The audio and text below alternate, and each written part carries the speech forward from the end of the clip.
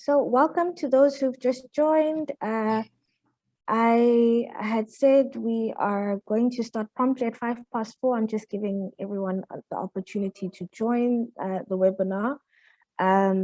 But in the meantime, please feel free to use the chat function to let us know, tell us your name and where you're from. Yeah, just so we can know who's in the room.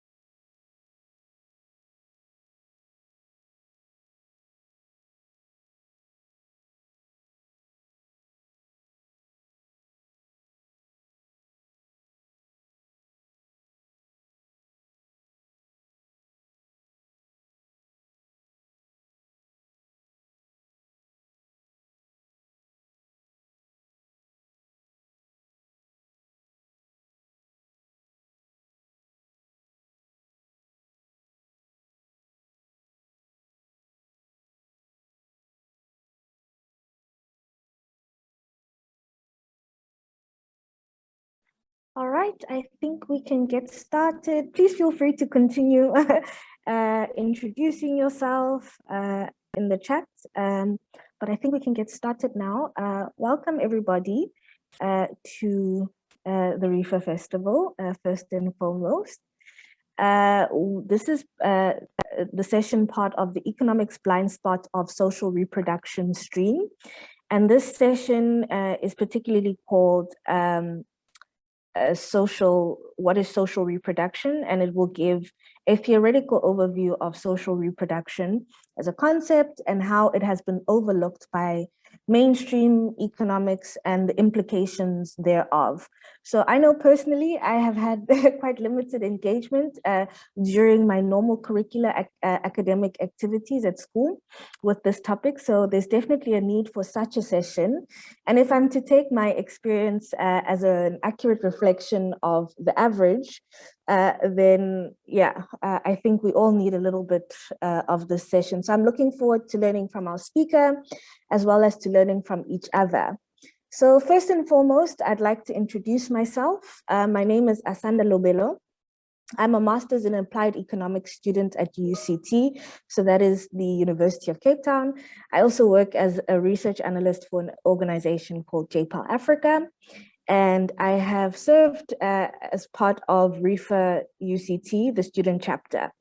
So more importantly, I'm a development economics enthusiast, and I believe so much in spaces created by the festival and forums like it. And so really looking forward to having an engaging session with everybody. Before I introduce our speaker today, I just want to point out that this is a webinar style format. So to answer one of the questions live, yes, you will only see and hear the panelists and the speakers, as well as myself as the facilitator of the session. So the main way that we will be engaging is through the Q&A function to allow anybody to ask any questions that they may have. So what I would suggest is that if anything comes to mind while our speaker is speaking, please feel free to note it down in the Q&A function so that A, you don't forget, and B, that by the time that we open up for Q&A, that we already have some questions to kick off the session. So I think though that is it. Without further ado, let me introduce our speaker. So our speaker is Lyn Ossome. Lyn is the Senior Research Specialist and Feminist Economics Lead at the IEJ. And previously, Lyn was a Senior Research Fellow at the Makerere Institute of Social Research at Makerere University. She received her PhD in political studies from Wits University, and she specializes in feminist political economy and feminist political theory with research interests and numerous publications in gendered, labor, land, and agrarian studies, the modern state, and the political economy of gendered violence as well. So she has been a visiting scholar at the National Child Tang University, Wits University, and visiting presidential professor at Yale University. She also serves as a senior research associate at the University of Johannesburg and contributes to several boards, including the Strategic Initiative for Women in the Horn of Africa Network, the International Association for Feminist Economics, and the Council of Development of Social Science Research in Africa. So now that I've introduced our speaker, over to you, Lyn. Thanks, Asanda, and thanks everybody who has made time to attend this session. I see from your introductions that we have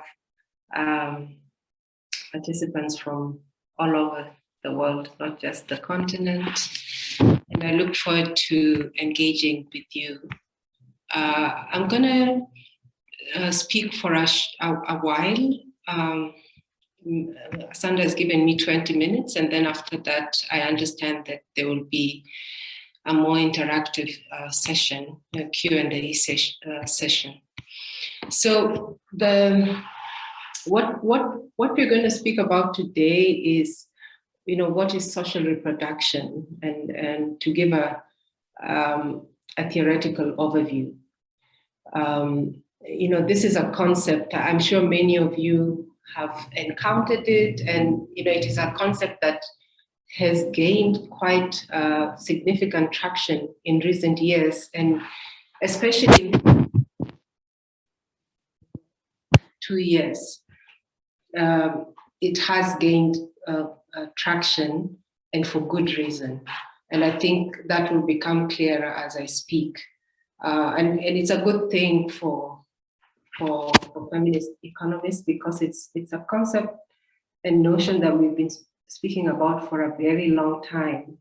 And of course, it defines a process that historically has been very definitive of the capitalist mode of production itself. So it's not, it's very old. Its iterations across time are different, but it's not a new concept. So social reproduction would broadly include biological. I'm going to start by giving very basic definitions before going into a conceptual overview, how to understand the concept concretely in terms of what it constitutes. But in terms of basic definitions, social reproduction would include biological reproduction, everyday survival, the accumulation of education, the accumulation of skills to participate in the capitalist economy, so what enables workers' participation in the formal and informal labor market. It would also include the acquisition of skills to ensure the survival of households. So for instance, skills to engage in household production and care work. And it would also include processes that involve inculcating or cultivating the necessary value system to ensure the reproduction of the patriarchal and capitalist system. It's a term that is very, we have to understand it. The necessity for why I keep talking about the capitalist economy is that it, more than any other economic system, there hasn't been another that necessitates or depends to this extent on these processes of social reproduction, or what we call care work, the care economy itself. And hopefully that will become clearer. A more basic definition of social reproduction relates to the daily reproduction of working class households through the acquisition and provision of such basic needs as food, of shelter, clothing, healthcare, and so on. We might also draw on, Rosa Luxemburg writing in her book, The Accumulation of Capital, where she, her insight was that, so Luxemburg talks of a non-capitalist she talks of a non-capitalist realm and non-capitalist forms of production. And she sees this as essential for capitalism, even if capitalism is engaged in a continuous struggle to undermine this non-capitalist realm, right? So non-capitalist social formations of house family data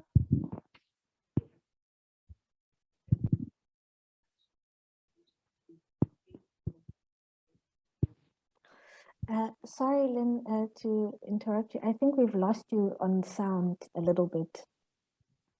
Oh, am I moving around too much? There we go. You're now audible. Okay, just let me know if that happens again. Sorry.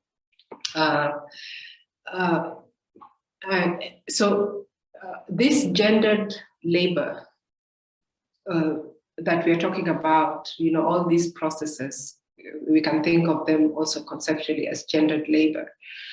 And gendered, I think it's important to not collapse social reproduction into women's labor, because it's actually work that is performed by both women and men, although to a larger extent by women, predominantly by women for different reasons. So this gendered labor supports the reproduction of the working classes and what in Marxian terms we can think of the reserve army of labor, right? Therefore, assuming the cost of supporting this labor pool. So as I've said, social reproduction itself is, it's work that is performed by both women and men, and this is Nancy Fraser's kind of conceptualization of it, and I know she'll be speaking in another stream soon. So she talks of it as comprising both affective and material labor performed without pay and indispensable to society. Without social reproduction, there is no culture, there is no economy, there is no political organization.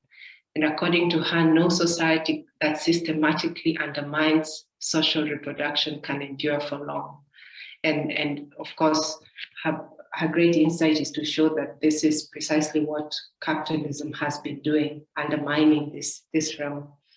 And you can also think of social reproduction in relation to the conditions. So in a sense, some of our more recent theorization has been to try to contextualize, because context matters, historical context, social context matters. The way we think of processes of social reproduction, and especially the structures, conditions, and the institutions that support social reproduction in advanced capitalist countries is distinct from how we think of the sort of institutions and resources that support this process or the care economy in the global South, in what we can think of as the agrarian South, in countries where at least 70% of the population are rural peasant populations, which is most of our countries on the continent and in the global South. So you can also think of social reproduction in relation to the conditions under which the rural poor populace reproduce themselves. And I won't get into that because you have a brilliant speaker, I think, on the 2nd, who is speaking about social reproduction in relation to agrarian, in agrarian context. And I know she will elaborate that. So that is that for definitions. In terms of a more kind of, a conceptual overview, theoretically, how do we think of it? So the social reproduction literature, what we have with us, that literature takes the dominant relationship of our time. And that dominant relationship of our time is the relationship between wage labor and capital, right? And this is the principal object of analysis, and considers therefore that as a point of departure. Then social reproduction literature, or what we we now is more popularly now called social reproduction theory, considers the institutions, the mechanisms, and the processes that are associated with the economic, the political, the social, and the ideological reproduction of that relationship. So this is very important to bear in mind. But of course, again, as I've said, the agrarian context and different contexts modify this relationship. They don't break it down, right? So in the sense that we can think of households, traditionally we thought of workers and the working classes, most households were thought of as producing wage laborers and surviving on wages, right? But that model of the household is no longer even tenable in many parts of the global South, partly because many people are being paid, you could call it below minimum wages, but more accurately starvation wages. The wages that majority of the people and working class households are getting cannot support the reproduction of the entire household. So what we see now are a combination, what we might think of as semi-proletarianized households, which combine wage labor, some form of subsistence farming, some dependence on subsistence farming or even foraging, and also some dependence on petty commodity production. But still, this quintessential, this dominant relationship of our time, which is very definitive of the capitalist system itself, remains, right? So social reproduction theory, therefore, takes this as the principal object of analysis and looks at sort of the institutions and processes associated with that, the ideological production and social and political reproduction of that relationship. Social reproduction, so this relationship entails the social construction of factors of material production, right? The social construction of, you could think of land, you could think of labor, you could think of capital itself, and in particular, the social construction of human labor power as a commodity in capitalist society. This is also a very important point. What we mean by this social construction.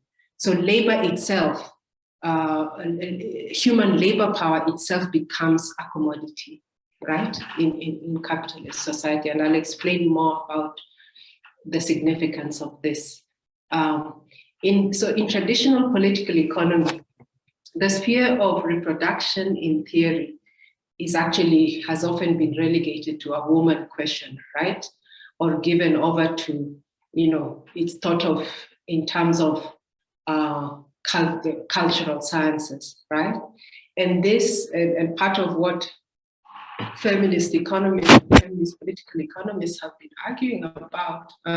arguing against, is that this kind of relegation of social reproduction is actually, has profound economic and political effects, right? There's a huge effect of this kind of neglect, because what we know from our theorization is that it is actually essential to processes of production. It is central to it. So when you look at those old histories about wages for housework and so on, I was talking to feminist economists in Sudan, and they are introducing some version of this campaign, which has had problems, but it has come from that recognition about the centrality of social reproduction in the process of capitalist accumulation. Sociology too, so in a disciplinary sense, sociology also, has considered aspects of this, but actually failed to consider the family's relation to the economy, right? In particular, the contribution of the family to the reproduction of labor power, or the consequences that the performance of domestic labor in the household and unequal participation in the social division of labor had on the position of women. So feminist research, which is really a response to this absence, feminist research has critically appropriated political economy, right, in order to highlight, what might be thought of as hidden connections between household structures, the position of women, and the reproduction of capitalist social relations, right? And in this, we take the family as a constitutive moment in social, economic, and political totality, right? One, we think of the family as a consumption unit for commodities, right? Where adults, usually women, are confined to domestic labor in the household and are even a reserve army of labor. And unpaid domestic work is seen as central to the reproduction of labor power itself. So there are three key institutions that are central to these processes of social reproduction. And these institutions are articulated. One is the state, another one is the household, and the other one is the market. So we always think of social reproduction in this articulation. You don't think of it only, because when you think about it only in relation to the household, we are not able to draw the sort of broad analytical insights, whether in terms of the economic relation or the political implications, if we look at it in that sense only. And again, this will become clearer, hopefully, in a short while. So we think of it in terms of this articulation between the state, households, and the market. And in each of these institutions, we have to think about them as institutions, represent different moments in the overall reconstitution of the wage-labor capital relation. Remember, again, that quintessential relation that I was talking about. So in other words, social reproduction is an outcome of the relationship or interplay between three major institutional realms, right? One is the productive consumption of capital by labor within the economy. So this is the worker going, in a sense, the process of selling your labor power, getting your wages, and which then enables you to undertake the second or the other type of consumption. So, what we think of as productive consumption of capital by labor. The other is the formation and maintenance of working class households through individual consumption, right? Basically the basket of goods that your wages can buy you out of your wages. The third is the social interventions of the modern state, which is constitutive of collective and social consumption. Again, I'll talk about that. Asanda, please let me know how much time I have, or if I could just, because I still have a bit of a way to go. So the production and reproduction of labor power is dialectically linked to the production and reproduction of capital. That's a fairly straightforward idea. A distinguishing element of capitalism is therefore not surplus production or appropriation of surplus product, but rather the mode by which the surplus is generated by wage labor and its appropriation in the value form. Again, those of you who are grounded or have some background in Marxian political economy, is the great insight to show that surplus value, to show how the way in which surplus value is derived from the exploitation of labor in absolute form or in variable form. So without dependent wage workers being available in sufficient quantity at a certain price, there can be no sustained extraction of surplus value. The production and reproduction of capital therefore depends upon the production and reproduction of the laborer himself, right? And so a part of capital called variable capital, variable capital is, we think of it as variable because its value changes with the production process, right? And the fact that the worker can produce value over and above what they need, what he needs to survive over the necessary labor time, which is paid in wages. So a part of capital, which is called variable capital, or the wage fund, must be set aside to provide the means of subsistence for labor, right? The incessant reproduction of the laborer is an essential condition of capitalist production. In other words, the reproduction of the working class is a necessary condition for the reproduction of capital, right? Each mode of production has within it a distinct mode for the reproduction of labor power. Under capitalism, and this is important to highlight, that under capitalism, the social reproduction process is importantly and distinctly shaped by the special qualities of labor power itself. So first, one of these, this is to try and make a distinction in the sort of character of social reproduction under capitalism, because you could think of it, if you probably looked in the feudal system or the tributary mode, you would find more, different elements that differ from this. But this particular moment in which we are sitting in, the argument has been made that under capitalism, social reproduction processes are shaped by the special qualities of labor power itself. So the first one is that of all the commodities appearing in the market, labor power is the only commodity that is inseparable from its human agency, right? And this is important.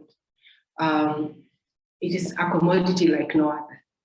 If you appear in work, you are the laborer, but you're also a commodity because of the need to sell your labor power. It's traded like a commodity, right? So it's the only commodity that is inseparable from its human agency, which has particular implications. Because of this embodiment, right? The commodity labor power can never be fully alienated from its seller. And because of this, productive consumption is always of central concern to the laborer, right? In the sense that the labor power has to actually actively resist its own consumption.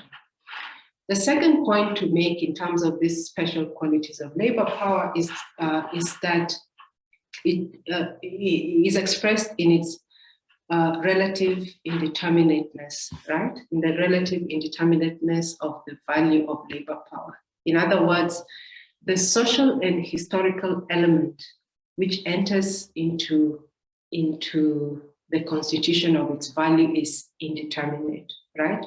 The working class is reproduced at a socially or historically established standard of living, and therefore the possibility of incorporating new needs, undoing old ones, changing on value of labor, and so on. This is what causes this indeterminateness. And remember, in the earlier definitions where Fraser talks about even the relevance of social reproduction when we think of culture itself, that we cannot have culture without it. And you have to think of it in these ways, because there is no fixed way of constituting labor power. It's a historical process, and we have to think about it in that way. And the third peculiarity of labor power is that it is the only commodity that cannot itself be produced capitalistically, right? It's the only commodity that cannot be produced on the basis of wage labor and the extraction of surplus value. So this is to say there are no capitalist enterprises, right? In the way that you can think of the production of chairs, that there are specialized furniture companies producing that through certain processes that involve wage labor and surplus value extraction. With labor power, there are no capitalist enterprises. There's no portion of the total social capital that is devoted to or which specialize in the production of the living laborer, right? Whose capacity to labor is then purchased as an input for the manufacture of other commodities. This is the earlier definition. The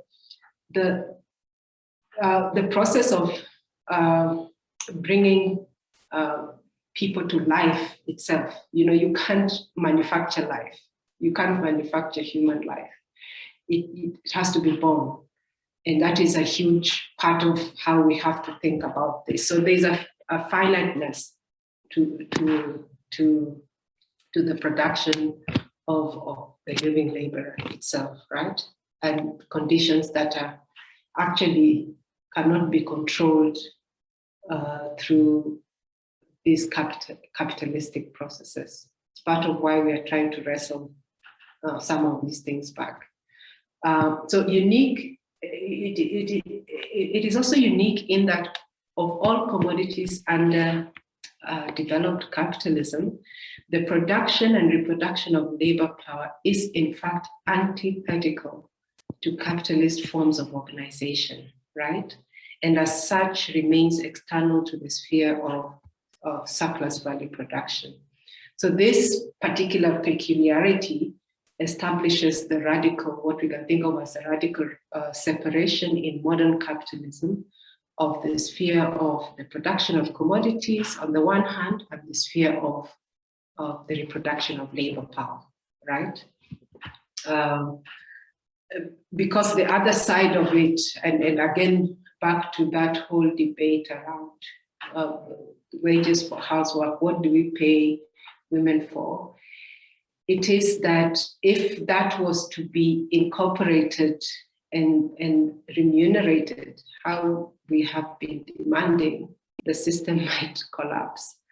The system might not be capitalism as we know it, which is built primarily on extraction of, kind of extreme extraction of surplus value, right? And this separation is furthermore grounded in a distinction between productive and individual consumption, right? So both of these, both productive consumption and individual consumption are carried out by the worker in different social locations. One, individual consumption is, of course, as I've said, carried out in the household. The productive consumption is carried out in the factory shop floor. And I'm using this as a metaphor, for the place of work. And so we see this distinction, this separation, which is material in a sense, but also structures the notion itself, right? And so this distinction has, or the different spheres have quite different consequences, right? So in a sense, in a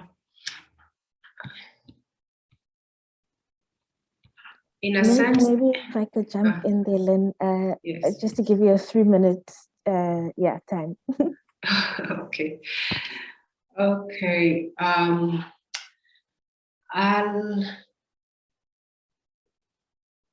Yeah, I'll talk about, probably I'll just wrap up. There's still more to say, but I'll wrap up by talking about the role of the state. You know, so far I've talked about how we understand the household itself, the role of the household, which is, you know, all this, the reproductive function, you know, the biological function, but also, you know, enabling the labor to appear for another work there and so on. So the household, we've understood the market, you know, in terms of wages, which is the predominant way in which the market participates in social reproduction.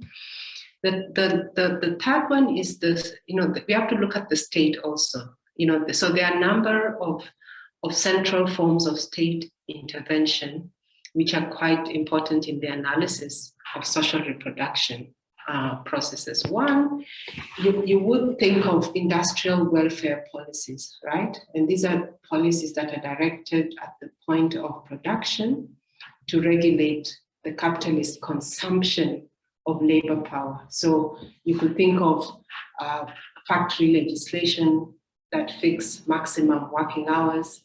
You could think of legislation that promotes industrial safety.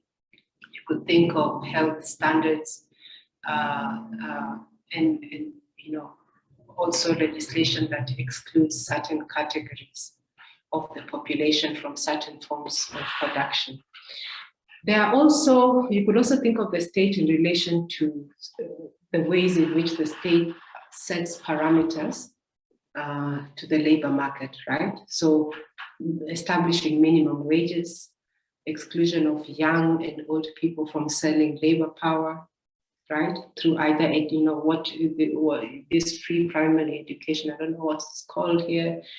It's called different names in different places. But, you know, education, compelling children of a certain age or young people to go to school, or retirement policies, immigration policies, right? And all of these actually structure the boundaries of the active labor force. And then there are also those kinds of interventions that are directed to the point of reproduction, right? So the role of state intervention in defining the position of women and children in society, in terms of laws around abortion, in terms of contraception, family, child welfare, and through provision of substitute wages and subsidized use values, right? So transfer payments, medical, pension, disability, food stamps, cash benefit. This last category, we've seen it very much in this, you know, South Africa and many other countries, even the most neoliberal of states, implemented some kind of cash transfer, you know, some social relief measures, which is a good illustration of how the state intervened. And, you know, the intervention of the state is important to understand also in political terms, because it might seem contradictory that the capitalist, the neoliberal state intervenes in order to ease the reproductive burden on households, but it's important to think of it in terms of its own political legitimacy. There's no state that can retain political legitimacy if even a quarter of its population is starving, right? And of course, legitimacy is also the imperative for political stabilization. So the final point to note in relation to all of this are, you know, that these state, family, household nexus can be complicated by secondary or other residual institutions, right? Which also play a part in the reproduction process. One is autonomous collective institutional forms at the level of the working class itself. So you could think of self-help organizations, what we think of as stokvels, and so on, which are rooted in culture and in history of the working class itself, right? You could also think of direct ruling class interventions, right, in forms of charitable organizations, philanthropic organizations, church organizations. And lastly, you could think of provision by certain employers of a variety of services. You know, employers could provide subsidized housing, they could provide pension, health, education, leisure, you know, what is thought of in broad terms as welfare capitalism, and so on. I'll stop there because it to just leave some room for discussion and questions. Thanks. Thank you so much, Lyn. I see there has been one question posed in the Q&A function so far. Maybe just to give it a minute for anybody furiously typing. Maybe if we could get 2 more questions for you to answer, maybe in this round of questions, and then I will allow like one last round of questions before we close off. So let me just give it a minute to see if there's anyone just typing.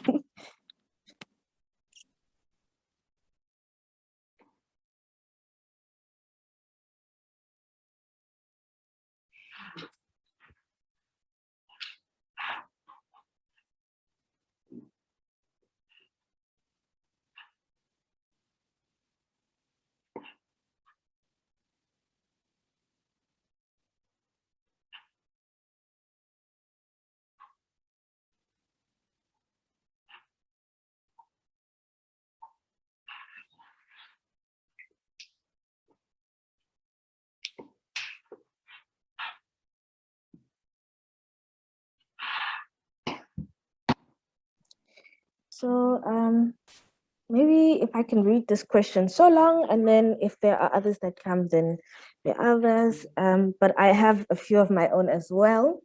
So firstly, the question is, Nancy Falbray and Julie A. Nelson in For Love or Money or Both operate a clear distinction between work and labor, with work as always containing a non-commodified human element, and to think of labor as being the fully commodified version. So what do you think of this dichotomy that they present? And further to that, how does then your thoughts on this dichotomy, how does that lay basis for how you view the introduction of universal basic income to compensate this non-commodified care work that is done? And then we have a second question, which is that, how does the starvation wage differ from slavery? And then lastly, maybe if I could put it to you, is that often when we consider, this topic of social reproduction, as you so eloquently put it, I don't think I could, let me try paraphrase. But basically we consider all those other aspects that allow for, or that enable, laborers to sell their labor. And then I'm trying to reconcile this, and maybe this is not a recent topic, or not as recent as I would like to think it is, but with this concept of, mechanization, and more recently, things like artificial intelligence, and how we reconcile that with this idea of social reproduction, when we consider labor, and the fact that perhaps maybe it's an oversimplification to think of these things as elements that try and replace human labor in capitalist accumulation. But maybe you could just give your thoughts on those 3 questions for now. Okay, I didn't get the third question. You'll have to repeat it, but I'll start with this dichotomy. I'm not sure. I'm very reluctant to make this distinction, especially if they don't help us explain concrete phenomena, right? So for instance, one of the, I talk of, working people, right? You could talk of them as, Marx, for some reason, for his reason, talked about the proletariat. We can still think of the proletariat because it's still a notion that defines very distinctly the wage laborer. But Issa Shivji, for example, has developed the notion of working people. Again, back to the vantage point and thinking of the global South, thinking from a vantage point of the global South. What do we mean by, and of course, he's been trying to show the elements of this, what he thinks of as the super exploitation of the not just the working classes, in terms of working people, he's thinking of wage laborers, he's thinking of petty commodity producers, he's thinking of the peasantry, he's thinking of the informal economy and so on. So I have not, I'm not sure whether the distinction helps us illuminate a particular phenomenon in relation to what we're talking about, social reproduction, the process itself. I've not read their paper, and probably they're using it to illuminate something. You're talking about containing a non-commodified human element. We could think of, I think the most convincing formulation of that for me still remains Luxemburg's, but she's talking of a non-commodified realm, right? Which is quite different from thinking of, working these ways. So I'm not convinced. This is my simple answer. At least I don't apply it in sort of our theoretical elaboration of social reproduction. The thing of the question about UBIC, a universal basic income income guarantee is not an either or. It is not trying to. It is trying to plug in. It is trying to say it will ease, a certain reproductive burden, but it still remains so low in a sense, in terms of how much it is. It still remains low. It's not.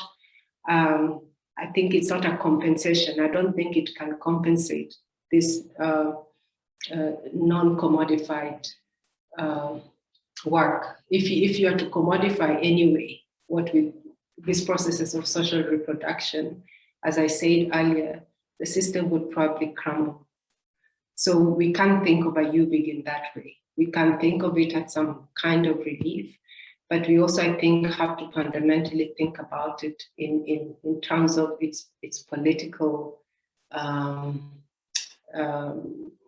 force. We have to think about social reproduction itself within political economy. Otherwise, we lose the basis of the arguments that we're making, right?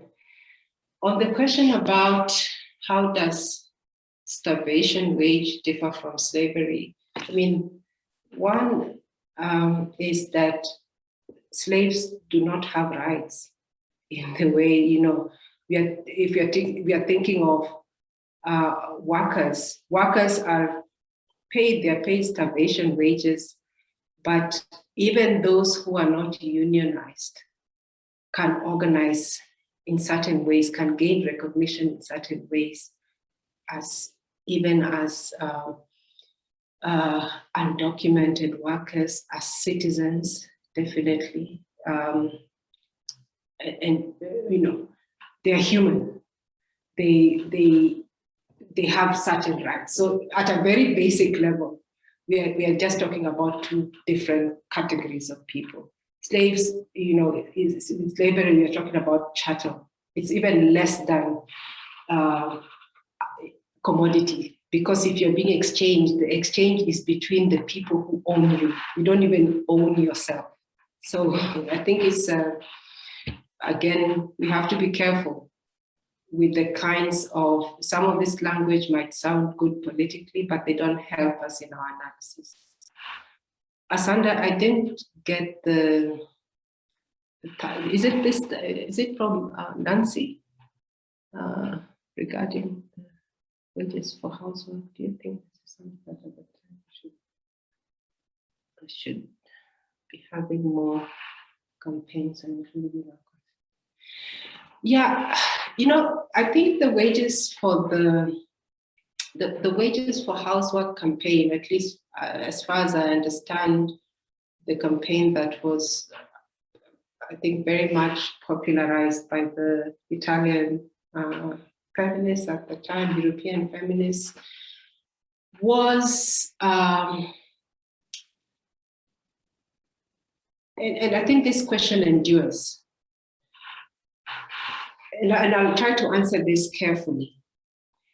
Social reproduction is not a positive process. It's not something we should be seeking to entrench. It's deeply a critique of capitalism and the capitalist system. So one of the questions that actually endures from that wages for housework campaign is, what does it mean? Are we trying to kind of mainstream women, workers, you know, gendered labor into the system? What would it resolve? I mean, I think it's valid. Like I was saying earlier, Sudanese feminists have revived this campaign in a certain form. And I think it takes a very interesting form, because we're talking of a traditionally quite conservative society where marriage and the roles of women are pretty defined in a sense. So as far as at least as far as I know, that is the first such campaign I've heard of on the continent. I could be wrong. And I'm interested to see where it goes. But Nancy, to answer your question, I don't know if the way is to work it into macroeconomic policy, because then what are we saying? Are we resolving this question? Are we moving away from it, or are we concealing it, entrenching it into the very structure of capitalism, capitalist production?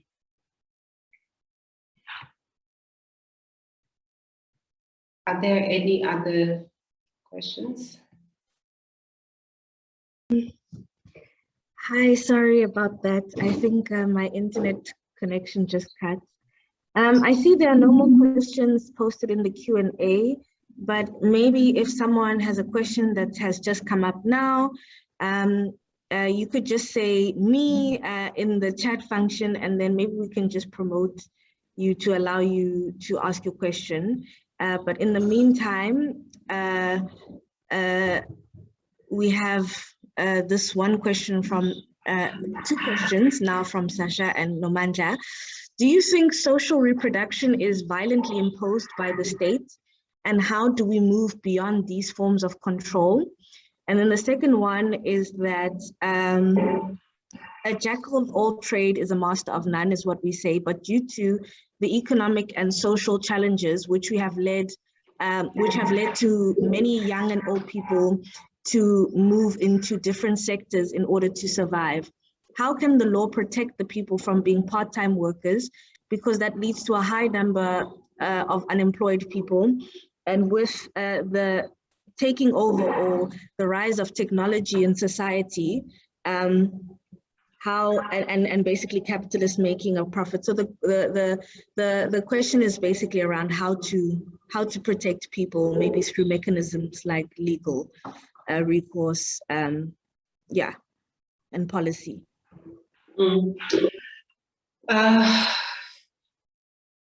So, the phenomenon you're describing is something we're thinking of now. And I, as I say, there'll be more of this in your session on social reproduction and the agrarian, in the agrarian context. And I hope many of you get to attend it, because part of the arguments we have been making is this, what we are seeing today, what Nomandla is describing is we are in a situation where capitalism, industry itself is expanding labor en masse. All our countries have huge masses of the surplus population is extremely huge. And here is the crisis.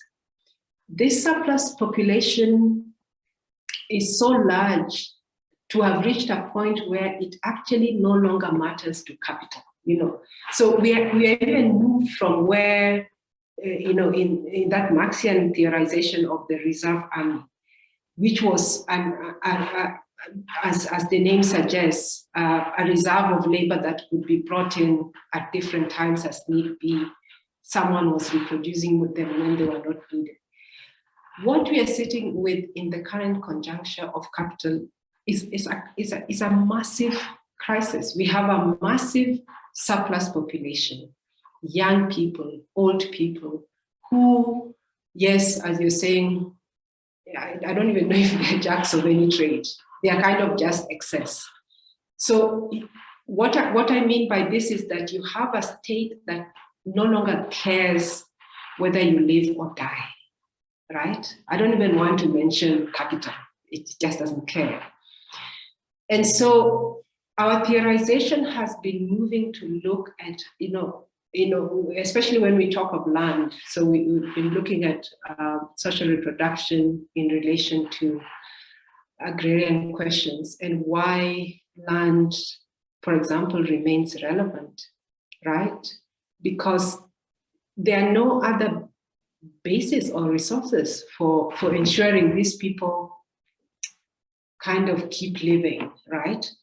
And the fact that, as I always tell my students, the fact that we are not walking on the streets and seeing dead bodies of this surplus population means that someone somewhere is doing the work of looking after them. That someone somewhere should be our interest. The state has failed, even its own citizens massively.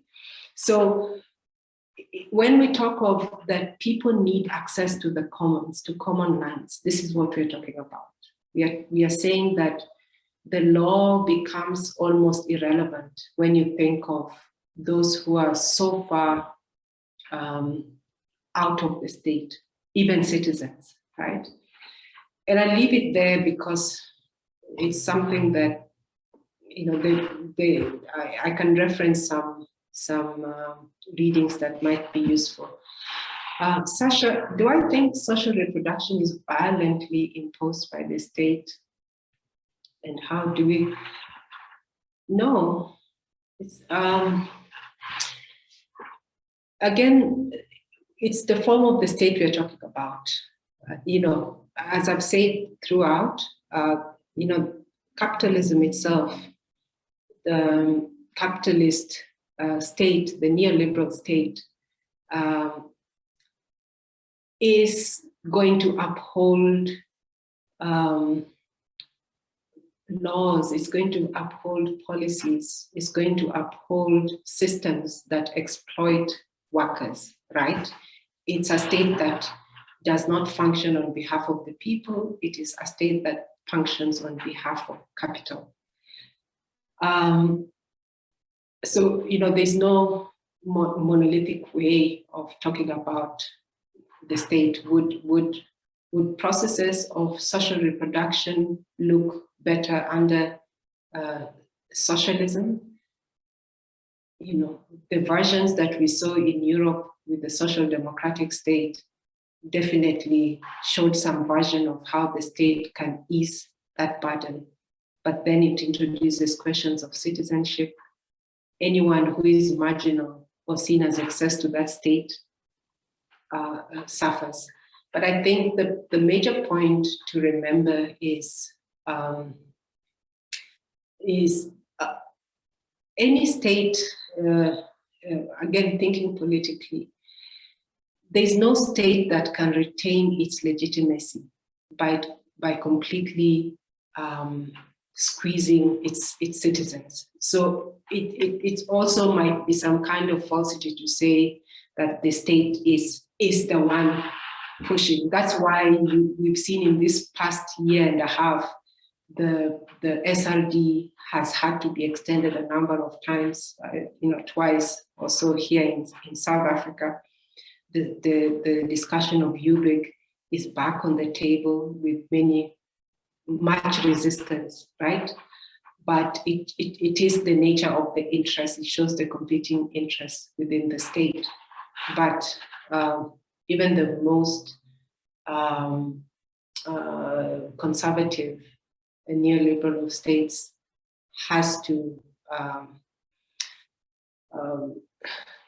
create some form of, or provide some form of relief. So we can't think of it. And I think the final point I want to say is that it's very important to think of social reproduction in this articulation. Because the moment you start thinking of social reproduction in relation to the state, it was never the function of the state. The state is implicated.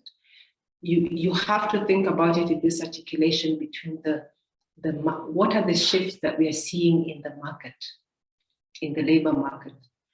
What is the response of the state? And what are the implications for the household? So to always think of it in this articulation, then we get a sort of structural critique of it. Because if you're stuck only on the household, or you get stuck on the state, or you get stuck on the market, then you miss, I think, the arguments that we are trying to make in terms of the systemic nature, the structural nature of social reproduction, and what our approaches need to be. All right, we have two more questions. And I think the last one is a bit of a comment, but I'll read it anyway. And then maybe also, Lyn, if I could ask you in answering these questions for you to also just give your concluding remarks so that we can round up the discussion. If anyone still has a question that they'd like to ask, we are a bit short on time now, but please feel free to continue the discussion on social media.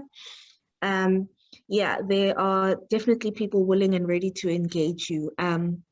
So the first question from Marta is, in a recent book edited by Veronica Gago and Silvia Federici on debt, several movements in Latino America raised the issue of reproductive labor, as both it involving a debt owed to women and of women being trapped in debt because of their role in reproductive labor. There is a clear link from sovereign debt to household debt, and in particular debt owed by women. But it is difficult to articulate it in organizing and campaigning when denouncing debt and the financialization of life. And Marta would just love to hear your thoughts around social reproduction and that linkage to debt in its various forms. And then the second question from Star is Star is thinking of the ways that Titi Bhattacharya defines it, which hinges much on the 9-to-5 workplace, as you said. We have a surplus population and reserved class of labor that are not part of the 9-to-5. And I think Star is just grateful that you clarified that social reproduction is performed both by women and men, but mostly women. And then Nomandla is also saying that the debate of land is a big issue. What is the point in giving someone land if all they think of is building a house or reselling instead of creating work for people in in need and food for society. And I think that's maybe also just a comment to note. But also, as Lyn noted, there is going to be just a fleshing out of these linkages to the agrarian economy as well. So yes, I think the question, you can answer the question on the linkages between social reproduction and debt, and then also just give your concluding remarks before you wrap up the session. Yeah, Martin, this is an important discussion, but I think, my sense of it is the same as the question that Nancy asked earlier around how do we think of this in terms of the wages for housework, in terms of macroeconomic policy. I am just, there's no doubt that the debt question is a discussion we need to be having. But I am not convinced. We have to be very clear about what we are talking about.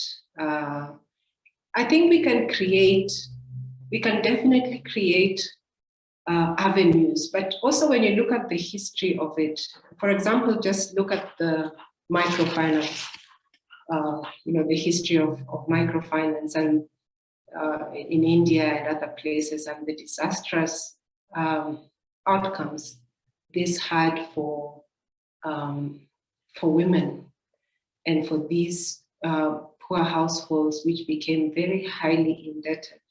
But what that debate showed us was that there's no easy way to account for social reproduction monetarily, because there is it enjoins so many spheres of our lives. We are thinking of the household in terms of the interpersonal relationships, in terms of even that last question that Mandla is posing about land, the decision to use land for subsistence versus the decision to build a house. Who decides that? So I think it's a discussion we need to have, but I think we need to clarify why and how we want it to be. We can definitely show these links with, the link and the contribution of social reproduction when you're thinking of sovereign debt. But it has been a difficult one for feminist economists to clarify.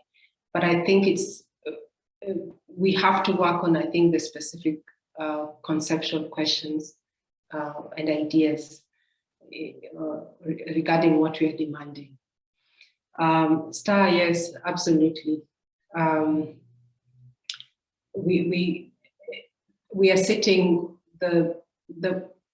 we are sitting with a huge surplus population right now, which we can no longer think of in the traditional ways and how we thought about social reproduction. We have to shift our analysis, and that analysis has to account for our existing context, how we understand labor, how we understand their survival, the survival of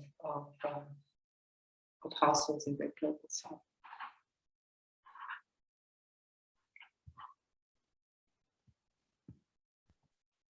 All right. I think that brings us to the end of the session. Let me first say thank you so much to you, Lyn, for your time today and just lending us your brain and taking us through this very thorough, very in-depth, and also very understandable introduction to, I guess, this theory around social reproduction.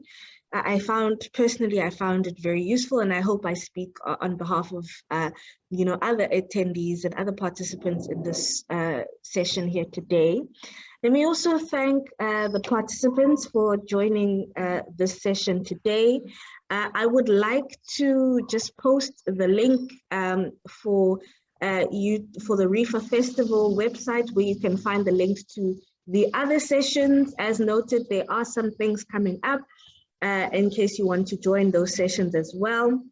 I have posted it in the chat, so please take some time to copy that link to view the program and to join us on other sessions where we'll be exploring this topic of economics blind spots of social reproduction further as well. Please also, if you have a question and maybe you didn't want to answer it in this forum, please take time to just ask it on social media and engage the chats around the festival and the topics thereof. You can find the Twitter page at REFA Festival. I'm also going to put that into the chat. And you can find the Facebook page as Rethinking Economics Festival. So please engage on social media, follow us on social media, and let's keep the conversation going. So thank you so much to everybody else. I note that there's a question that can these sessions be revisited later on. I definitely think there's scope to continue this discussion, whether it's in a formal setting like this or on social media, but definitely follow our pages to keep up to date on any further engagements. So thank you, everyone. And with that, I will end this webinar. Thank you so much, Lyn. Thanks, Ossome. Thanks, everyone.